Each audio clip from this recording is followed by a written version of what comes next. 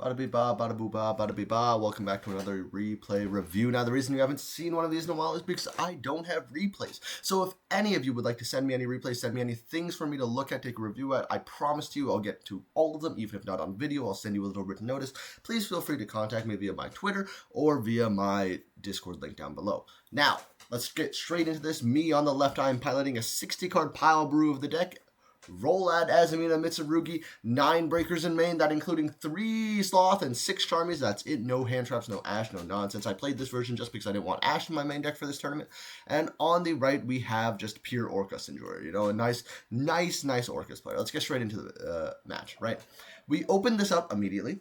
Right? After 7 years of spent cutting decks, because that's how Yu-Gi-Oh! Works, and then we spend 25 years shuffling and cutting and thinking. But we opened this up immediately, and in my hand, all I remember is I have 2 slots and a Fulos, right? Which is a really good place to be in, right? The Fua will draw you protection for the slot, basically, like fodder for you to shuffle back with the sloth. And then the slots themselves are really insulated, right? If you activate 1 slot and it gets negated, you have a 2nd slot, so you're protected against Ash, and you can pay down an Ash here. So let's just see what happens. So you can't see this card, but this is Pot of Prosperity. They're going to go for Banish 6. Now, when they Banish 6, what I think here is they probably have not opened a starter. When Orcust does something like Banish 6, it feels like they're really just hunting for starters, right? Because otherwise they would just draw 2 natively in Engine. There's no reason for them to activate Prosperity. So I think I either Fua in response here, or I can try Fuaing on Res, right, once I see what they get. There's a non-zero chance to hit no starters, and if that's the case, I want to keep the Fua in my hand for the Sloth. And I value that more than the possibility of them drawing a card that counters Fua immediately off of the top. Also, if I'm assuming that they're hunting for a starter here, I can also assume that they're not going to take a Called By or an Ash Blossom off of this Prosperity, so I think I'm fairly safe to Fua on Res. In general, though, if you're playing against Cool Tune, especially if they banish like just 3 cards off of Prosp, I would Fua immediately. I know he's on Orcust because I'm a cheat, and he's also one of my pals, so, you know, foreknowledge helps. We hit 6 here. You can't see these 3, but Foolish Burial Goods is the only starter. I believe that is Called By, Talents, and another Fua. No, sorry, it's Called By, Talents, and Spark. They take Foolish Burial Goods, activate Foolish Burial Goods. They go ahead inside the trap. Trap effect to add. I chain Fua here.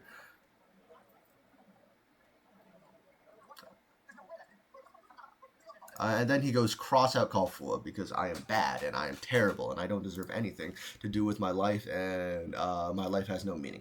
Now I have 2 slots in hand and 2 cards in hand. I'm feeling pretty pessimistic about my odds, but luckily he is on pure Orcust. I do know that. I think there's probably not a lot of, you know, interactions aside from just Crescendo on the field. I figure if I just slot the first time, then slot the second time, I will at the very least have 4 cards in my hand that I know are going to be good. So let's just see what happens.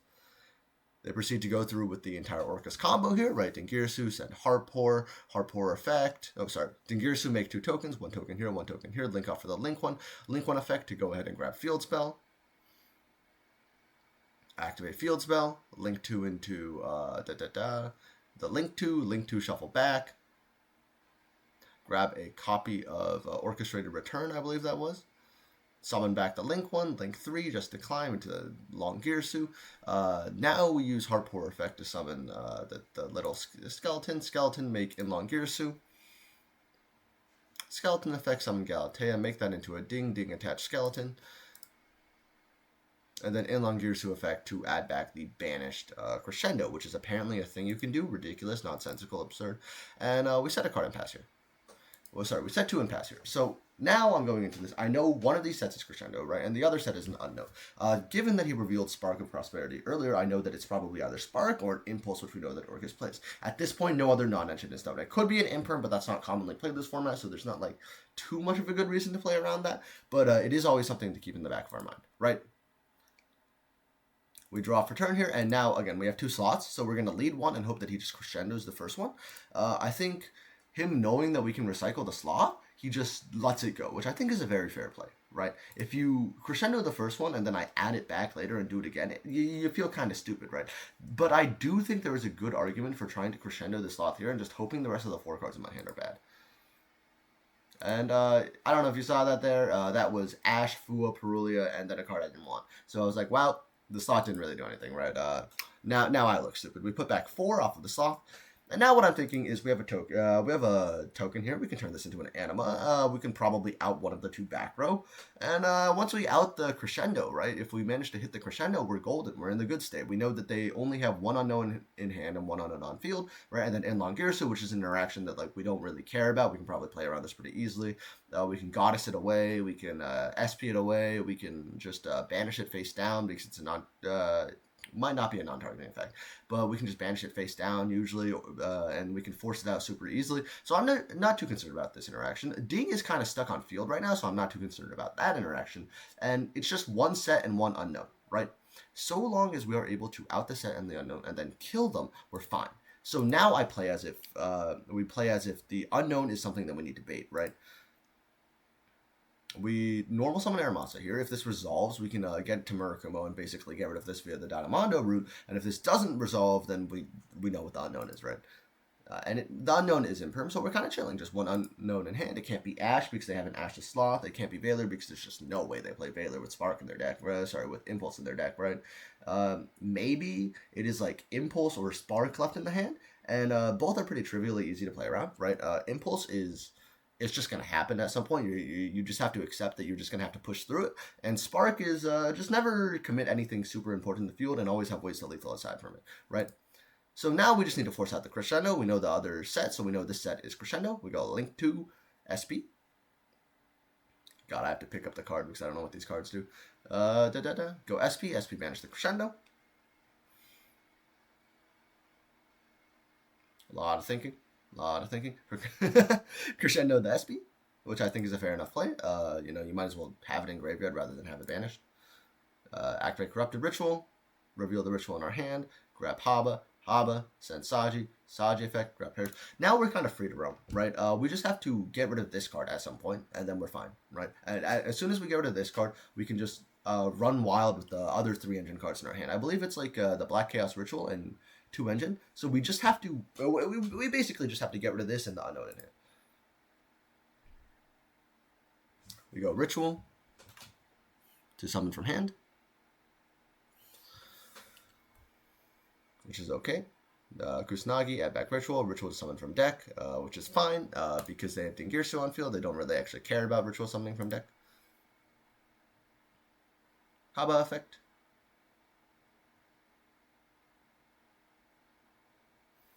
I grab a mirror here. I don't know if that's correct. It's probably just supposed to be the trap card or something. I was thinking if I do a Prayers play here, there's a chance I could get into a Futsu with the mirror. So I might as well add the mirror to hand. Also, if they manage to send this to the graveyard via one method or another, I can like get it back. So that's the thought process. Diabellstar send mirror.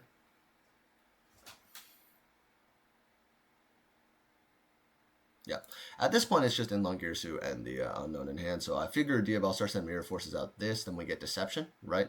And then if the Deception doesn't resolve because of the unknown in hand, we can just do a Reaper-Docus line, and that'll get us to Demod into Engine anyways, and that'll just banish the whole field and go for lethal. So at this point, we basically enter checkmate, right?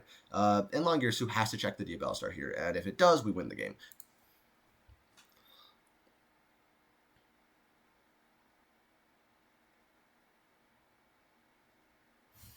I also have Murakumo effect to negate, which I think he forgot about, so yeah, that worked. Much has worked in my favor this game. The problem with this Mitsurugi Azamina deck is it just has so much gas. It is very hard to compete against in a competitive sense because if you don't get drolled, there's just so much you can do, right? Summon Demod into the Cross Sheep column. Always summon Demod into the Cross Sheep column. Always something you have to be thinking about, even when you can't make a Cross Sheep there. Send Black Chaos off of Souls.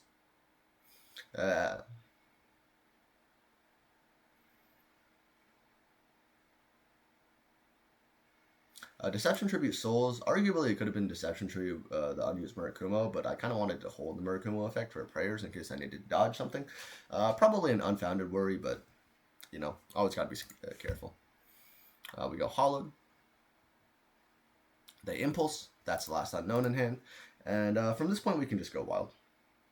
Prayers, tribute Murakumo, grab that, summon that. Murakumo effect to summon itself by getting away from another Prayers. At this point, we just need bodies, so we go Link off. into Dark. Dark take Galatea, chain Galatea, forces that out as well. It doesn't really matter at this point. I'm just trying to get bodies on field. Dark is only here because Cross Sheep does absolutely nothing in this situation, and Dark at least forces out the Graveyard interaction. 2 into Protect Code, those into Firewall. Protect Code summon itself back. Protect Code, add back, Firewall, add back Black Chaos. Black Chaos get Mind Shuffle. Mind Shuffle, add Skull, discard Skull. Skull effect, grab the Ritual. Ritual effect, in Graveyard, add back. Ritual effect to Ritual Summon. You can just banish the bodies off of the Mitsurugi cards, which is really nice. Summon Black Chaos, add back the Hollowed Azamina, activate Skull Archfiend, put back all of his follow-up in case I somehow forget how to, read my cards and do lethal.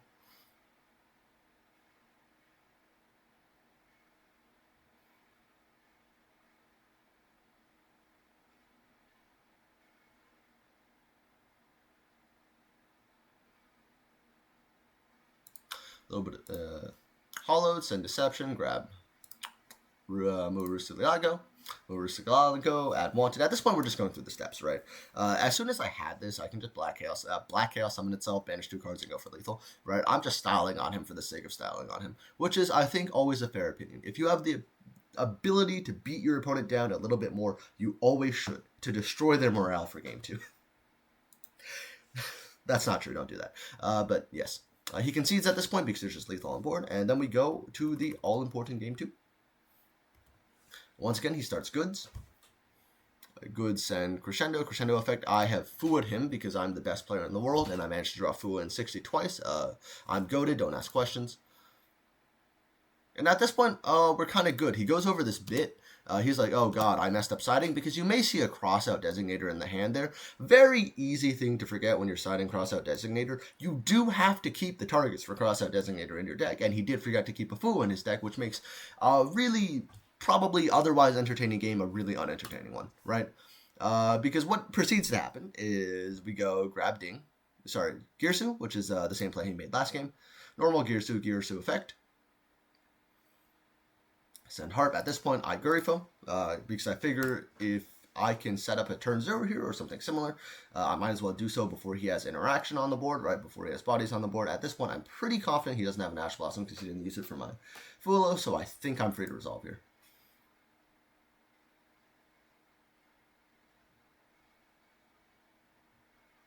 Yeah, you may notice a Diabellstar and a Skull Archfiend in hand, so I was like, man, I'm so good at the game. And then he hits me with a Mistaken Arrest. I think it was 3 seconds ago. Yeah, there's Mistaken Arrest. And I'm like, oh, well, I might lose this game, right? Even through the Fulos, I think I might lose this game. And I think the correct play for him here is maybe just pass, right? Or end on like super half-board and pass, like just bodies and pass. Because I am under Mistaken Arrest. My Mind Shuffle doesn't do anything at that point. So you might as well go into a turn 3 and try to kill me from there. I think it's weird giving me more draws, because if you give me more draws, that increases the chances of me being able to kill you. There's not much of a considerable board you can put up under Fulos. So I think you should just go for the kill line. But they don't. And they start committing. And I get draws. Draw 1 for the link 1.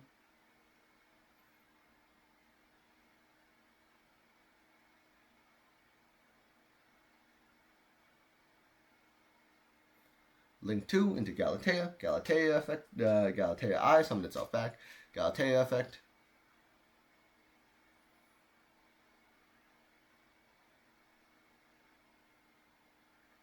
Grab Orchestrated Return.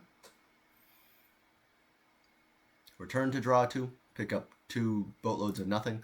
I think they should have just gone for Babel here and they would have been in a better spot, but, whatever. Banish. Harp Horror in Graveyard.